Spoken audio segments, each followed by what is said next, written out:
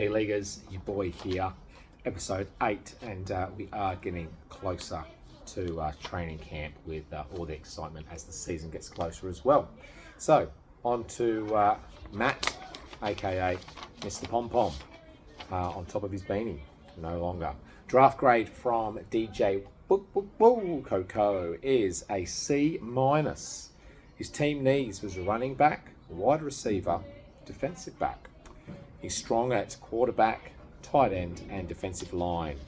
Matt's first pick was the 412, and it was a smash pick, a draft grade.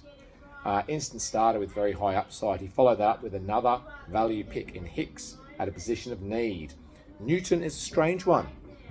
Matt is strong at defensive line, and defensive tackles don't offer much value in our league. I think he could have had a wiser pick on this one. But guess what? He doubled down and went. That was the groundsman. Here we go. So, could have had a wiser pick with this one, but guess what? He doubled down and went defensive tackle again. Yikes. Maggi will need time and a slight upside, so this pick was more in the right direction. Matt isn't desperate for a linebacker, but he could use some upside at an important position. Back high, I imagine, is a shot in the dark trade piece in case one of Detroit's running backs get hurt. No idea on this one. Maybe Johnson could give something that the Chargers need at wide receiver, and the fact that Harborough was his college coach, it's worth a shot for a position that Matt could benefit from some depth. Not particularly great reading.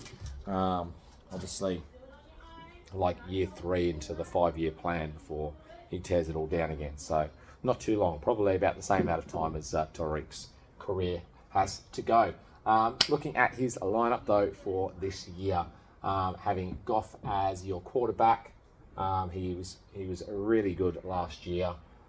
Brees and James Conner, who is still sticking around, has at least this year to go. I think he's fairly strong in wide receiver as long as Christian Watson is healthy, contrary to DJ's belief there. George Kittle, Zach Moss could be great this year. Tua as your super flex, and then he's kind of left everything else open, so I can't really talk about too much there. But he certainly has some pieces, definitely some depth in running back, having Austin Eckler, Gus Bus there. Sam Darnold might start for the first part of the year. Mike Williams should be coming back. Darnell Mooney landed in a reasonable spot. Traylon's dead, so forget about him.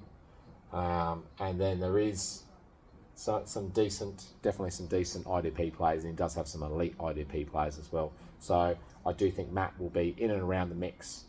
Whether or not that's enough to get him into the big dance remains to be seen. I do think that James and Rose are probably the two favourites in the North, but Matt will certainly be in and around that playoff picture.